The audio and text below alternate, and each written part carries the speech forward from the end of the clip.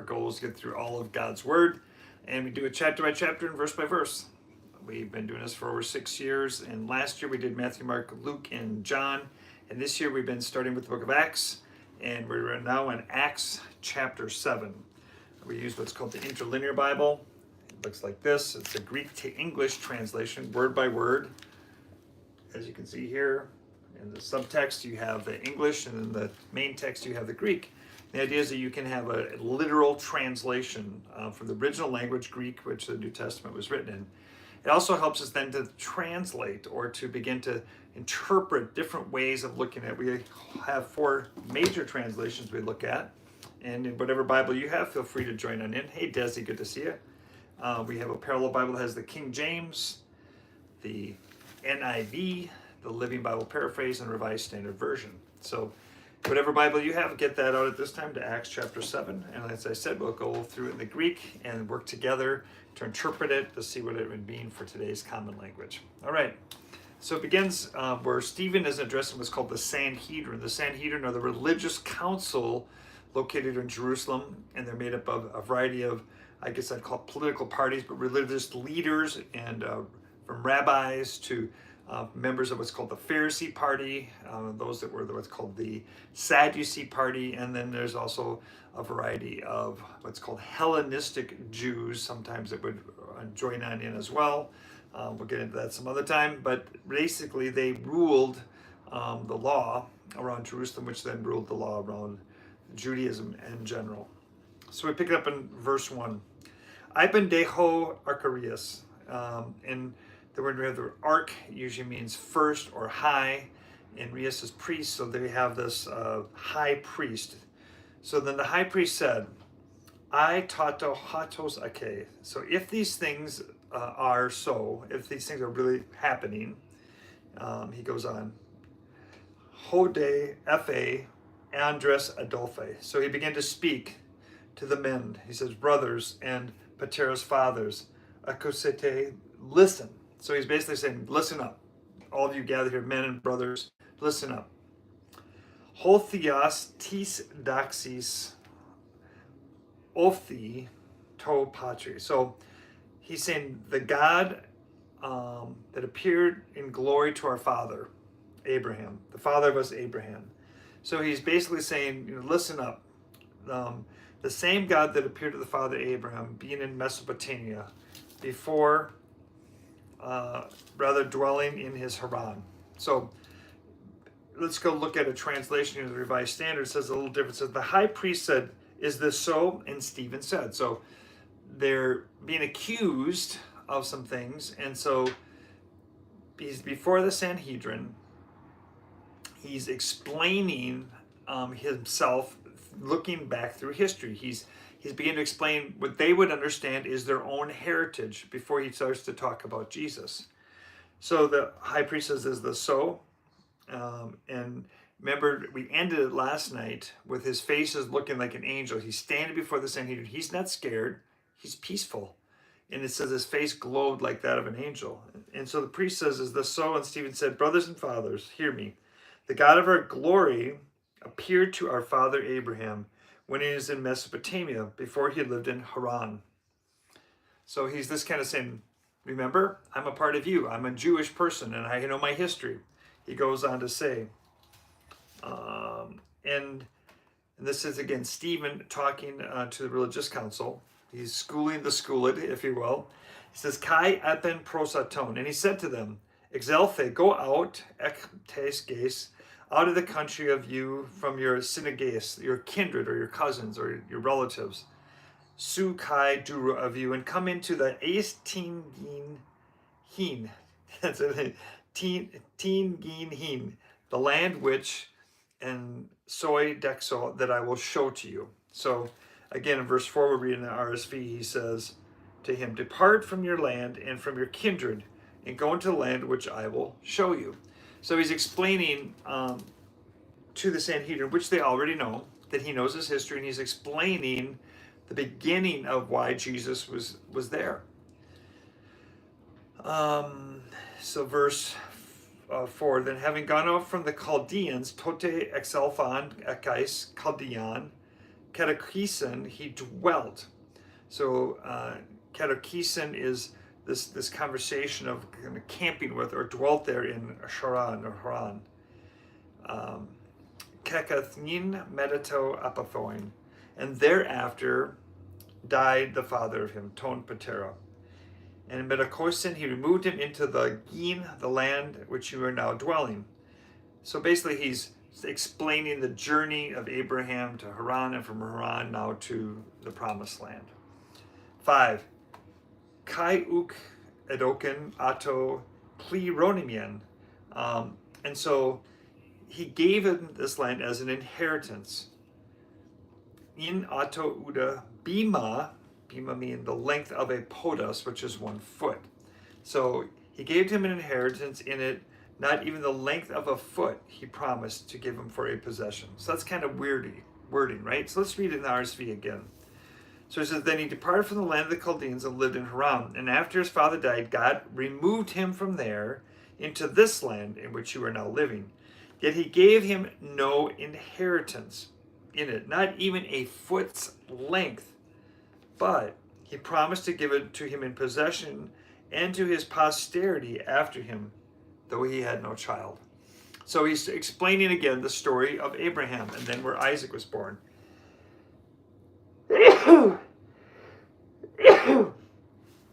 Explaining then that there would be an inheritance of this land, but it would not happen immediately. In fact, he said not even 1 foot was given to him as a possession. He only resided there. Excuse me. So we go and read on. Verse 6. Elalesan, he spoke, however, hatos hothias. God thus, however, spoke that he would be the sperma, the seed of him, a parakon, a sojourner in a gay alanta, a strange land. So he's explaining that God spoke to this effect, and that his posterity would be aliens in a land belonging to others, who would enslave them and ill-treat them for 400 years. That they would be in bondage, or enslaved. The word is dula susan. Dula often means slave or bond servant. And krino, ego ho theos. God said, I will judge, and after these things will come forth, and they will serve me in this place. So, again, God spoke to this effect that his posterity would be aliens in the land belonging to others, who would enslave them and ill-treat them for 400 years. But I will judge the nation which they serve, said God, and after that they shall come out and worship me in this place. So, again, he's explaining their history. Obviously, hi Tyler Reese McGaw. Nice to join us tonight. Thank you. We're in Acts chapter 7 if you'd like to follow along, and we're reading the Greek and English translations of Acts 7. We're now in verse 8.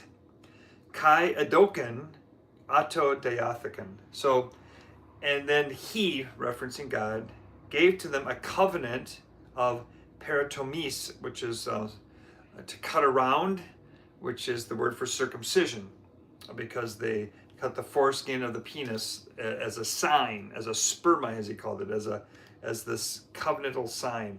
All right. So he gave him the covenant of peritomis, of circumcision, and kai hatos agenison, and he begat or birthed Isaac, kai peritomin, and circumcised him on the day of his Agdo, 8th day. And Isaac ton Jacob, and Isaac then had Jacob, and Jacob had the 12 patriarchs. So he's basically recapping, explaining to religious leaders who knew all these things, the history of the Jews. And so again, it's reading in the RSV, and he gave them a covenant of circumcision, and thus he begat Isaac and circumcised him on the day of the 8th, and Isaac begat Jacob, and Jacob begat the 12 patriarchs. So I'm sure the religious leaders of the Sanhedrin go, yeah, we know all these things. What does this have to do with you were proclaiming in the temple courts? And so they're trying to make the case. I'm assuming Steve is making the case here, right? to the religious council that he is a Jew. He knows the Jewish heritage, and Jesus came as a fulfillment of the Messiah, the one that was promised through the generations. So he's beginning with the history. Kai ho patriarche, zi los santos, ton Yosef. So and the patriarchs, that's the other 12 sons of Jacob, sold, or having envied Joseph, sold him apedanto es Egyptan. So they sold him into slavery in Egypt, right? Kai en ho theos met ato. But God was with him. So verse 9, we'll read again the RSV. And the patriarchs, jealous of Joseph, sold him into slavery in Egypt, but God was with him. So basically he's again sharing this history. Kai exelato aton ek pesan ton thlipsan. So they rescued him out of all his tribulations. Now, I know Nancy and Deb are both with us tonight. We have some other new one. If you want to look up in this, what's called the Strong's Concordance, it's a dictionary. Look up 2347. 2347 is the word thlipsion, and I think it usually translates as trouble or tribulations. But we'll look that up. But basically, he rescued him out of these situations, these troubles, these tribulations, and we'll see more specifically what it could be named. Continuing on in verse 10, Ato kai edoken ato keren kai Sophian.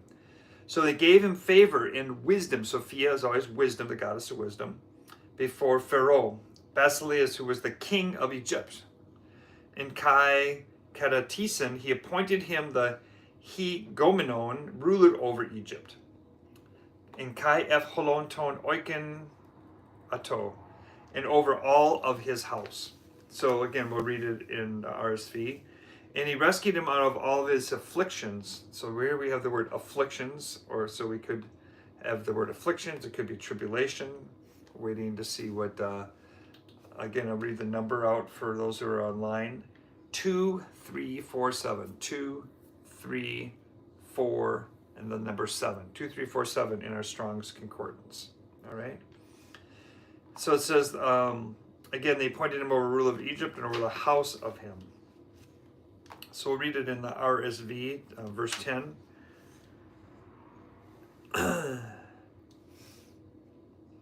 It says, and he rescued him out of all his afflictions, gave him favor and wisdom before Pharaoh, king of Egypt, who made him governor over Egypt and over all of his household. Deb looked it up, and she says it could be the word tribulation, affliction, distress, or persecution. So, do we feel that God rescued Joseph out of persecution? God rescued Joseph out of tribulation.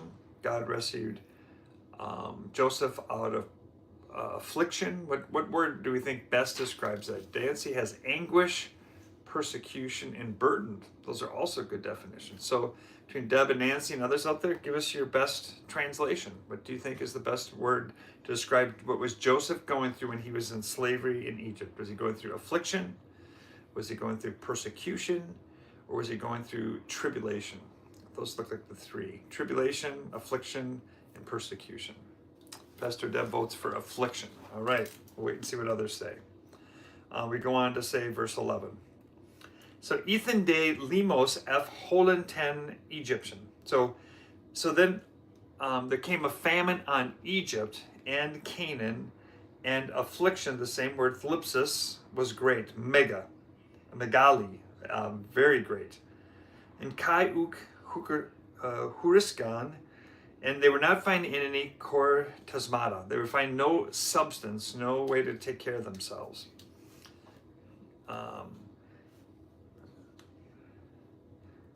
So again, we'll look at it, verse 12. Akusas, where we have the word acoustic in the Greek, means having heard. De Jacob anto Satia es Egyptian. So having heard, Jacob, Jacob said he had heard that there's grain in Egypt. So he sent forth the fathers. Ex apetastelan tos pateras heman proton. So first he sent forth the fathers. And then verse 13. Kai en to Deutero. And then the second time he was made known that Joseph and his Adolphus, brothers of him, and made known and became the family of Pharaoh in Joseph. So let's read those in the translation here. So after 11, we get to verse 11. It says, "Now there came a famine throughout all Egypt and Canaan in great affliction, and their fathers could find no food. But when Jacob heard that there was grain in Egypt, he sent forth our fathers the first time. And at the second visit, Joseph made himself known to his brothers, and Joseph's family became known to Pharaoh." So basically, he's again telling the story of Joseph and Jacob and Abraham and how this lineage came to have the Jewish people. Verse 14, "And Joseph sent and called to him Jacob his father and all his kindred, 75 souls. And Jacob went down to Egypt, and he died himself and our fathers. And they were carried back to Shechem and laid at the tomb of Abraham that had brought a sum of silver from the sons of Hamor of Shechem."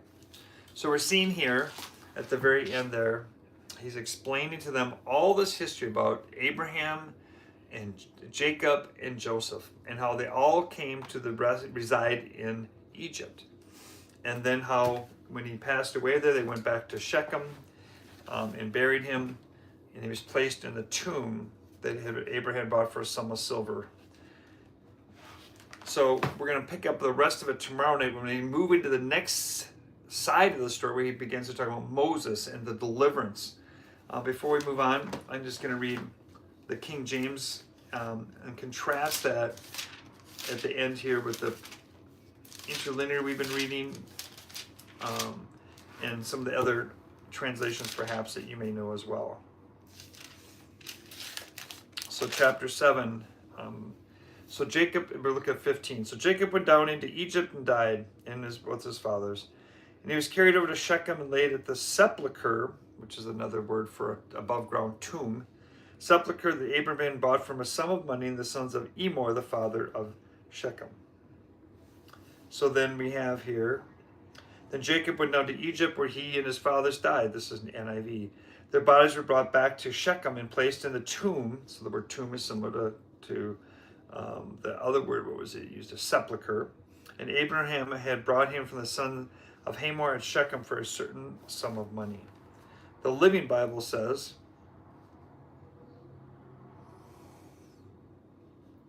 "So Jacob came to Egypt, and where he died, and all of his sons.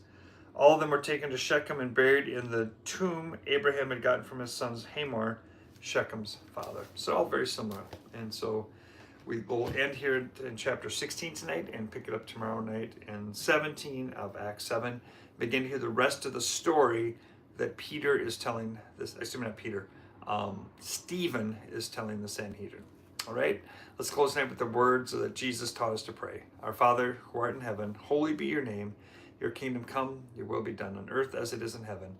Give us this day our daily bread, and forgive us our trespasses, as we forgive those who trespass against us. And lead us not into temptation, but deliver us from the evil one.